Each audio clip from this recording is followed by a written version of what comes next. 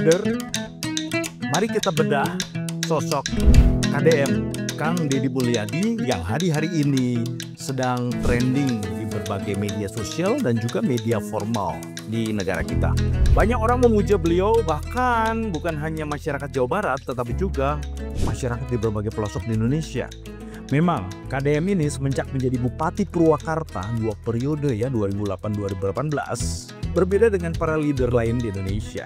Fenomena kepemimpinannya menggebrak, gaya hands-on, belusukan tanpa tedeng aling-aling, tanpa apa istilahnya berakting sandiwara. Kalau marah ya marah, happy ya happy gitu ya.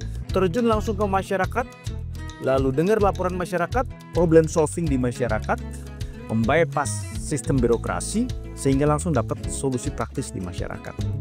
Beliau ini, kesan saya sekilas, ini sebenarnya mirip dengan gaya Pak Jokowi saat menjadi gubernur DKI, pun ketika jadi presiden saat periode pertama terutama. Mungkin ada yang protes, tapi saya jelaskan dulu. Samanya di mana? Pak Jokowi dan KDM sama-sama suka belusukan ke berbagai tempat, khususnya di mana ada masalah. Itu kesamaannya. Beliau juga sama-sama mampu bersikap membumi, ya nggak acting. Kegiatan dari mana? Makan di warteg gampang, masuk ke gubuk reot bisa, mengunjungi korban banjir biasa saja gitu. Beliau dirasa memang menyatu dengan rakyat kecil. Tapi tetap ada perbedaan. Ketika Pak Jokowi cenderung belusukan untuk utamanya mengumpulkan data, apalagi sebagai presiden ya, yang akan nanti beliau tindak lanjuti dalam rapat, dalam kebijakan yang diputuskan. Kalau KDM sekarang sebagai gubernur, kentara sekali, datang ke tempat, ada masalah, analisa, selesaikan di situ juga. Nah ini bedanya yang pertama. Selain itu, pendekatan Pak Jokowi juga cenderung terencana dan sistematis. Bahkan tim komunikasinya, dugaan saya juga disiapkan dengan sistematis. Kalau KDM sangat spontan dan seringkali beliau ngerekam sendiri kan. Itu perbedaan kedua. Nah Pak Jokowi cenderung kalem, yang ketiga KDM cenderung meledak-ledak. Tapi saya lihat bagusnya di sini.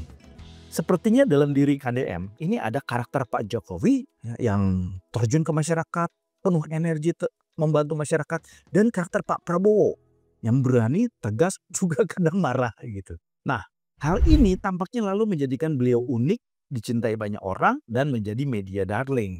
Maka dalam video ini saya mau bagikan kepada Anda strategi di balik pendekatan atau gaya kepemimpinan atau lebih tepatnya manajemen KDM yang menjadi trending di masyarakat.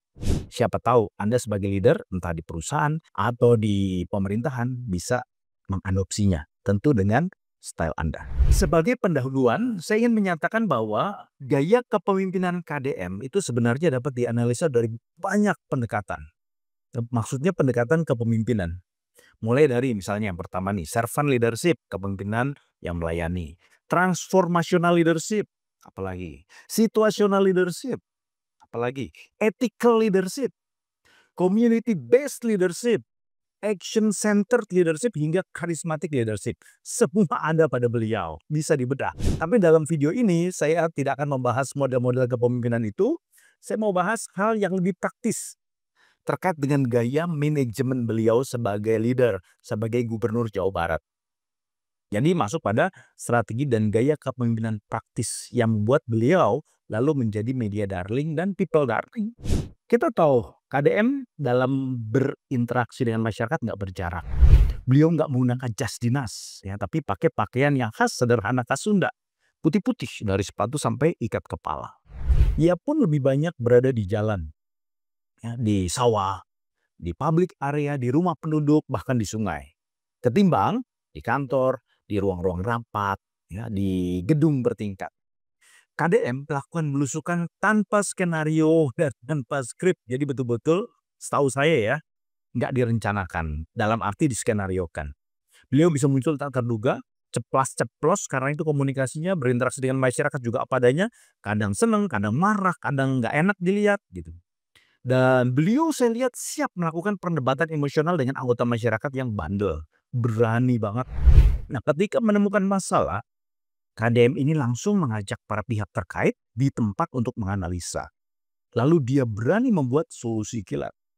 Nah, gaya ini mirip sekali dengan pola manajemen kelas dunia, yaitu management by walking around, MBWA, dan kedua Gemba. Kedua konsep ini menekankan pentingnya pemimpin untuk turun langsung ke lapangan agar benar-benar tidak hanya paham masalah dari konsep, tetapi dari realita dunia nyata di depan mata. Dan dari situ lalu pemimpin dapat mengambil keputusan berbasis data di tempat. Kita bahas satu-satu. Pertama, MBWA, Management by Walking Around. Prinsip dari model ini adalah bahwa pemimpin harus keluar dari menara gading. Secara aktif hadir di masyarakat, hadir di tempat masalah berada, mengobservasi masalah secara real time.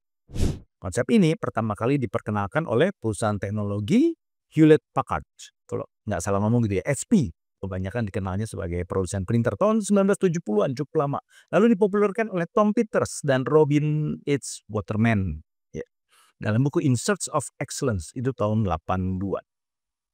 KDM menurut pandangan saya benar-benar mengekspresikan gaya manajemen yang sama dengan MBWA ini.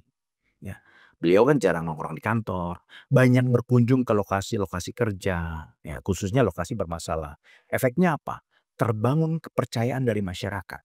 Karena walaupun mungkin solusi nggak langsung tuntas, menuntaskan masalah, tetapi rakyat merasa bahwa pemimpin mereka mau peduli, mau lihat, mau mendengarkan, mau memperhatikan, dan mau membantu mereka. Itu MBWA. Konsep kedua adalah Gemba. Dalam filosofi manajemen Jepang, Gemba atau Genshi Genryuchi berarti lokasi di mana sesuatu terjadi atau pekerjaan terjadi. Nah, KDM kan kalau ada masalah mengunjungi lokasi-lokasi di mana masalah terjadi. Seperti rumah warga yang nggak layak huni, apalagi itu bantaran sungai, pasar yang sepi pembeli, hingga lokasi banjir. Itu bukan pencitraan, itu adalah gaya manajemen. Karena pemimpin model KDM nggak akan milih nonton dari kantor, ngelihat tayangan CCTV di ruang ber-AC. Tidak. Ia melakukan yang namanya Gemba. Yaitu apa? Turun langsung ke lapangan dan mengindrakan.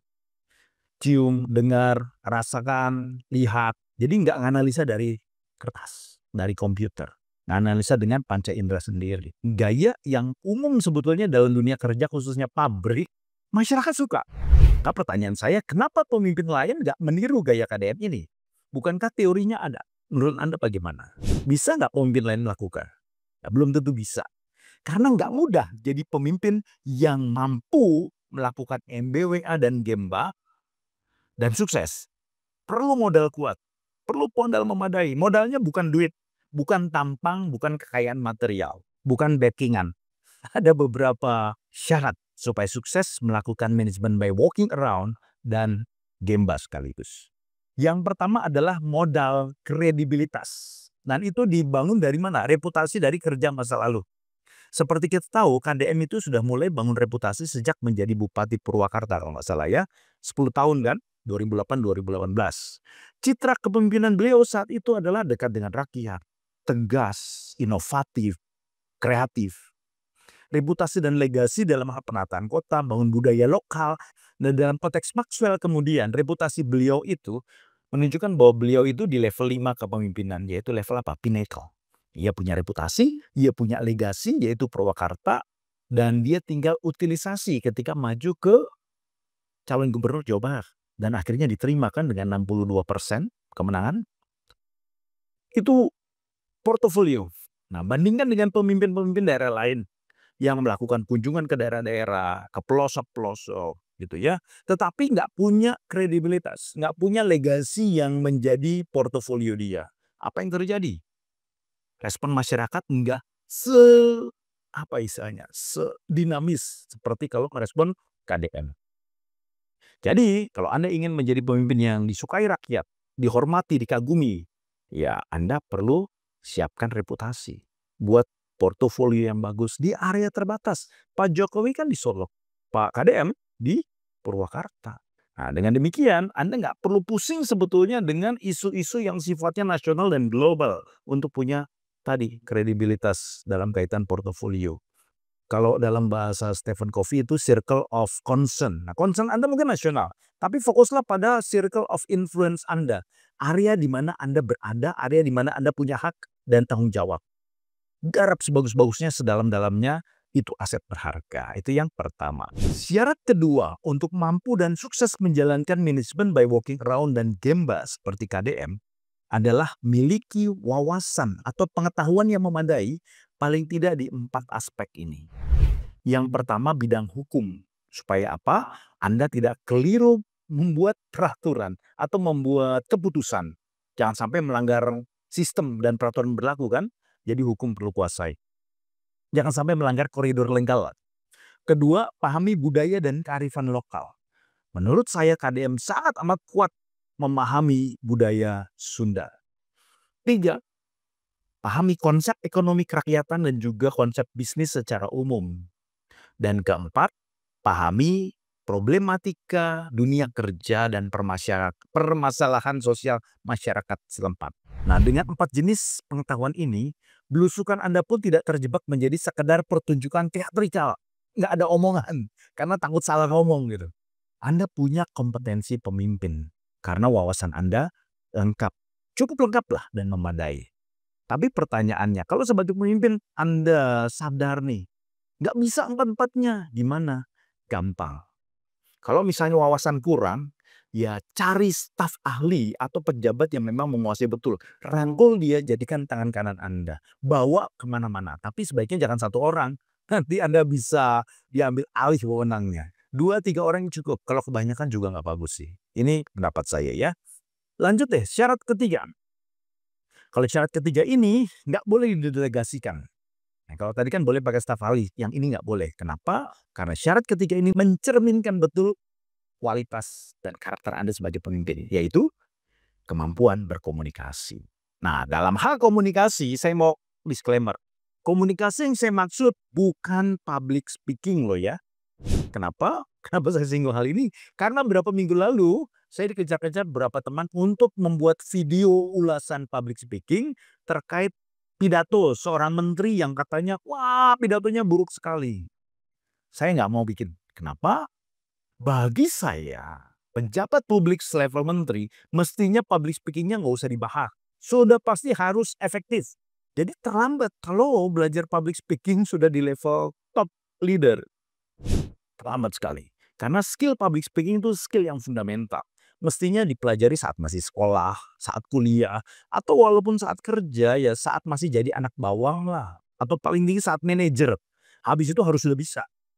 Kalau sudah di level puncak, kompetensi yang dituntut bagus bukan lagi public speaking, tapi apa? Empati, persuasi, negosiasi, bahkan debat. Ini negara demokrasi. Dalam konteks manajemen by walking around dan Gemba sebagaimana yang dilakukan Kang Deddy, kemampuan komunikasi yang saya maksud adalah seperti yang saya bilang, bukan public speaking, lewat itu. Yaitu kemampuan mendengarkan, menyelaras dengan masyarakat, memfasilitasi curah pendapat, bahkan adu argumentasi. Dan itu juga dikemas dalam konteks komunikasi strategik sebagai pemimpin. Apalagi Kang Deddy setahu saya pernah DPR, pernah HMI, komunikasinya komplit lah dalam skill ya.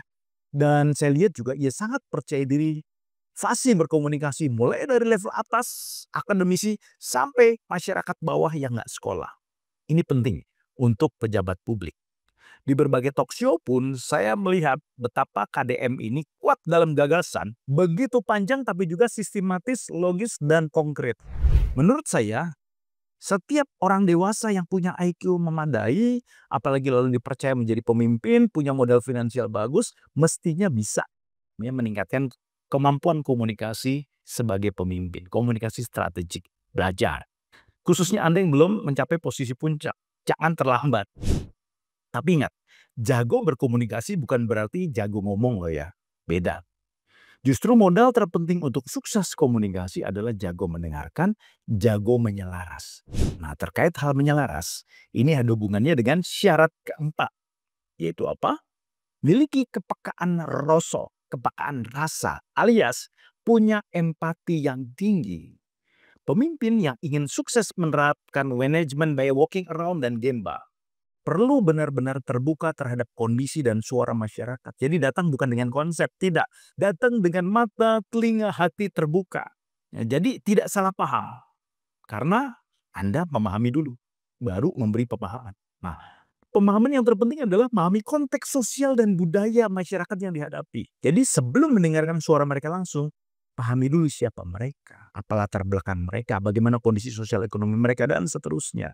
Dengan demikian, respon Anda akan menjadi respon yang paling akurat. Bisa dibayangkan jika seorang pemimpin nggak paham konteks dan kondisi masyarakatnya, terus berkomunikasi dengan mereka, pakai sudut pandang dia sendiri. Apa yang terjadi? Komunikasi nggak berhasil. Dan benar-benar kunjungan itu hanya kegiatan seremonial belaka dan masyarakat nggak terkesan terhadapnya. Betul kan? Nah, itu syarat keempat. Sekarang syarat kelima.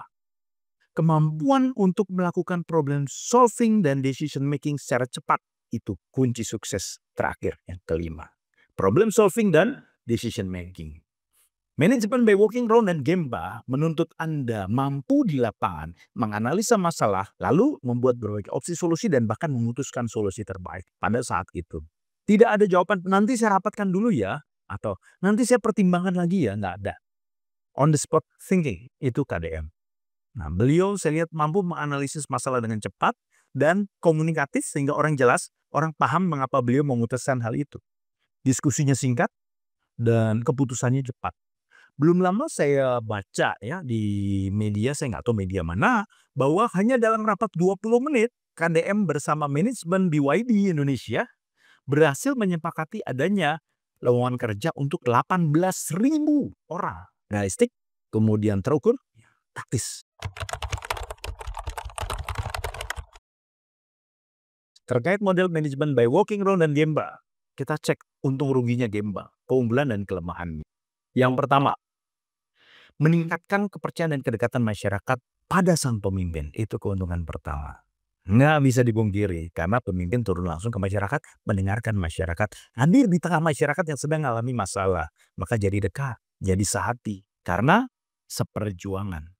Dengan sering hadir dan berinteraksi langsung dengan masyarakat, Anda sebagai pemimpin bisa membangun hubungan yang lebih dekat dan erat dengan orang-orang yang Anda pimpin.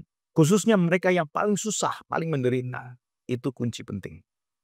Kedua, pengambilan keputusan jadi lebih cepat dan berbasis realitas nyata. Bukan laporan bawahan yang seringkali dipoles ya demi menjaga nama baik mereka. Itu yang terjadi kan.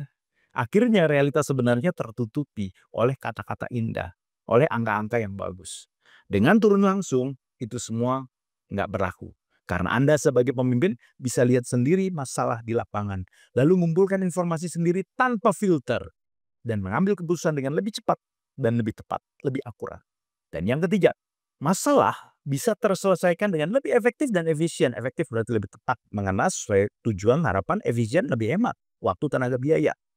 Dengan manajemen by walking round dan Gemba yang berfokus pada solusi langsung di tempat, pendekatan ini membuat Anda sebagai pemimpin mampu mengatasi masalah dengan cepat dan praktis. Anda bisa pulang tidur nyenyak, nggak mikirkan masalah yang ditunda-tunda. Khususnya ketika situasi darurat, ketika memang masalah banyak terjadi, MBWA dan Gemba bagus digunakan. Keempat, akan terbangun budaya kerja yang dinamis dan taktis. Karena ketika pemimpin banyak turun ke lapangan, anak buah menyesuaikan dong, sistem menyesuaikan dong, maka pola kerja yang proaktif, pola kerja yang cepat, dinamis, dan fleksibel akan terbangun. Dengan pemimpin memulai lebih dulu gaya kepemimpinan yang turun ke lapangan. Tapi, sebagaimana saya katakan, ada kelemahan dari teknik ini. Apa saja? Mari kita cek. Artinya kalau saya sampaikan kelemahan, ini juga berisiko pada KDM. Meskipun model MBWA dan Gemba punya banyak, bukan banyak lah, 4 keunggulan, ya, 4 keunggulan kunci, ada potensi masalah yang bisa terjadi. Pertama, risiko ketergantungan pada sosok pemimpin. Model kepemimpinan yang dijalankan oleh KDM ini kan sangat sentralis terfokus pada beliau. Pada sosok KDM yang memang cerdas, fasih bicara, seorang yang empatik, seorang yang pemberani begitu. Nah, level 2, level 3-nya belum tentu bisa sama seperti beliau. Akibatnya masyarakat Jabar punya asumsi bahwa kalau mau masalah sukses berhasil diselesaikan ya harus dengan KDM, nggak bisa dengan yang lain.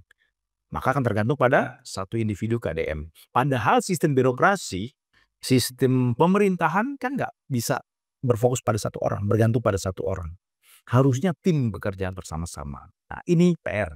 Tapi saya yakin Kang Deli dan timnya mestinya sudah memikirkan hal ini dan mulai mencari talent, mencari kader, mampu bekerja minimal sama, kalau bisa lebih bagus dari KDM.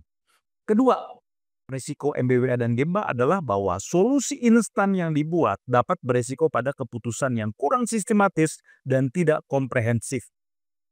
Karena tidak setiap masalah bisa diselesaikan dengan solusi yang cepat di tempat. Misalnya, masalah kemiskinan, pendidikan, apalagi perumahan, misalnya, dan masalah-masalah besar lainnya. Ini tentu memerlukan pendekatan kebijakan yang sistematis, koordinasi dengan antar instansi juga diperlukan, lalu jangka panjang. Maka jika pemimpin terlalu fokus pada tindakan langsung saja, ada risiko bahwa dalam jangka panjang akan muncul masalah. Tapi sekali lagi saya percaya KDM dan timnya pasti sudah memikirkan hal ini juga. Nah, jadi info ini untuk Anda yang akan meniru KDM ya. Risiko yang ketiga yaitu hal kelelahan dan inefisiensi waktu. Dengan turun ke lapangan, ya memang baik masyarakat merasa dekat, masalah dilihat secara dari dekat, real. Tapi kalau dilakukan terus-menerus dan tanpa sistem yang baik, suatu saat KDM ya bisa saja capek, lelah, baik fisik maupun mental. Selain itu, banyaknya waktu yang dihabiskan di lapangan bisa mengurangi waktu untuk perencanaan strategis dan pengambilan keputusan yang berbasis kebijakan makro dan jangka panjang. Yang itu harus dilakukan di mana? Di kantor. Tapi mestinya udah dipertimbangkan ya. Tambah, yang keempat resikonya, terkait media sosial yang kerap digunakan KDM dan timnya. Ini hati-hati bisa menjadi pedang bermata dua. KDM seperti kita tahu sangat banyak menggunakan media sosial untuk mendokumentasikan kegiatannya di lapangan. Bahkan adegan berantem pun didokumentasikan. Memang ini adalah aktualisasi dari prinsip transparansi dan sudah terbukti mendongkrak popularitas KDM. Namun di hari-hari ini, saya agak cemas terus terang. Kayaknya udah mulai lebih nggak sih? Berlebihan nggak sih? Dan kelihatan seperti kurang dikelola dengan cermat untuk strategi jangka panjang. Kalau tayangan KDM di medsos terlalu banyak, maka ada risiko oversharing, overexposure, dan bahkan terjebak overtransparan. Hati-hati, resikonya masyarakat yang tadinya memuja perlahan menjadi jenuh dan enggan mengikuti kiprah KDM di medsos. Dan pada saat yang sama, orang yang nggak suka pada KDM, yaitu pihak-pihak yang sudah merasa dirugikan oleh KDM, bisa memiliki banyak peluang untuk mencari kelemahan. Dan itu yang akan dijadikan senjata untuk menyerang beliau, untuk menjatuhkan beliau. Nah, kasus seperti ini yang mengutilisasi kelemahan nggak disengaja di media sosial itu sudah pernah terjadi pada siapa? Pada Ahok. Beliau itu sangat transparan. Apa-apa dimasukkan medsos. Dan lalu ada oversharing dan overexposure. Tiba di satu titik karena banyak pembencinya, akhirnya kesandung gara-gara media sosial. Tapi saya yakin KDM dan timnya sudah membuat yang namanya reputation management plan. Ya, agar masalah yang saya sebutkan tadi, potensi masalah maksudnya nggak sampai terjadi. Reputation management bagi Anda yang belum tahu itu adalah strategi pengelolaan citra dan persepsi publik terhadap seseorang, pemimpin atau lembaga. Ya dengan maksud agar, satu, narasi tentang tokoh atau lembaga itu relevan dan menarik positif. Kedua, jika ada potensi sentimen negatif muncul bisa diantisipasi, kalau terjadi ya diatasi. Dan ketiga, relevansi individu dengan masyarakat terjaga, dan terakhir kepercayaan kepatuhan masyarakat terhadap dirinya atau lembaga itu juga terjaga. Dan buahnya pemerintahan berjalan lancar dan efektif. Ini perlu manajemen. Karena itu ini terakhir ya, nggak terasa sudah panjang. Agar Kang Deddy Mulyadi selalu tetap di hati masyarakat Jawa Barat dan masyarakat Indonesia. Dan pamor Kang Deddy tetap terjaga bahkan terus meningkat sampai 2029 atau 2034. Izinkan saya memberi sedikit masukan yang mungkin Anda sudah tahu. Tapi paling tidak teman-teman yang lain bisa belajar dari sini ya. Pertama, perkuatlah sistem birokrasi dan delegasi. Maksudnya, KDM perlu memastikan bahwa solusi yang diberikan di lapangan tidak hanya bergantung pada dirinya, tidak hanya untuk kepentingan saat itu, tapi dapat ditindaklanjuti dan diimplementasikan oleh aparat di bawah KDM dan juga disistematisasikan dalam pemerintahan yang lebih luas tentunya. Untuk itu pengelolaan wewenang yang lebih besar kepada bawahan serta pembuatan birokrasi yang responsif, yang rendah hati tapi juga asertif seperti KDM kiranya diperkuat sehingga pendekatan yang KDM lakukan berkelanjutan sampai di level yang bawah. Kedua, seimbangkanlah aksi di lapangan dengan perencanaan kebijakan jangka panjang. Meskipun turun langsung, itu sangat penting. Kang Deddy tentunya juga perlu meluangkan waktu untuk merancang kebijakan yang lebih sistematis dan berjangka panjang dan terekspos. Jadi bukan cuma di lapangan diekspos, di dalam juga. Jadi masyarakat tahu keseimbangan itu. Ketiga, manfaatkanlah teknologi untuk efisiensi. Di awal terjun langsung, yes. Tapi mungkin tahun kedua dan seterusnya, tentu big data, sistem informasi, teknologi canggih dengan komputer zaman sekarang bisa dipakai. Sehingga Kang Deddy baru turun betul-betul ketika memang ya butuh terjun langsung ke lapangan. Ini menyiapkan Kang Deddy untuk level negara. Dan keempat, libatkanlah masyarakat dalam solusi jangka panjang. Agar pendekatan manajemen by walking around dan Gemba tidak hanya menghasilkan solusi instan di masyarakat, maka mereka yang terlibat perlu juga diberdayakan.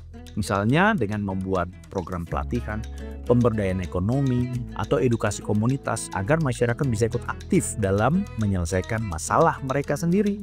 Kemandirian dibangun.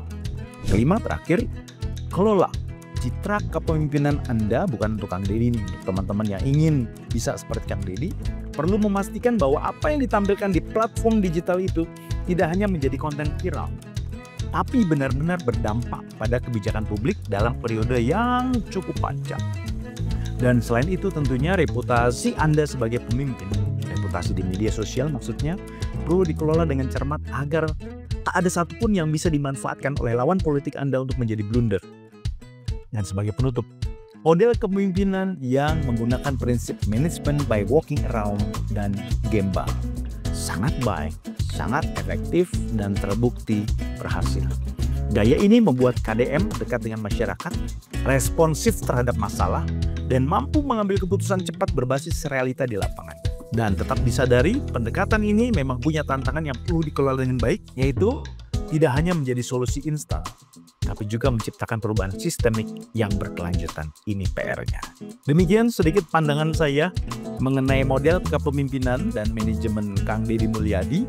Jika ada persetujuan atau ketidaksetujuan, silahkan tulis di komentar, bebas. Tidak ada yang paling benar, kita semua belajar menjadi pribadi yang semakin baik. Dan untuk Anda para pemimpin, saya doakan aja Anda menjadi pemimpin yang semakin baik, semakin berintegritas, dan semakin berarti bagi masyarakat Indonesia. Sukses untuk kita semua. Sampai jumpa.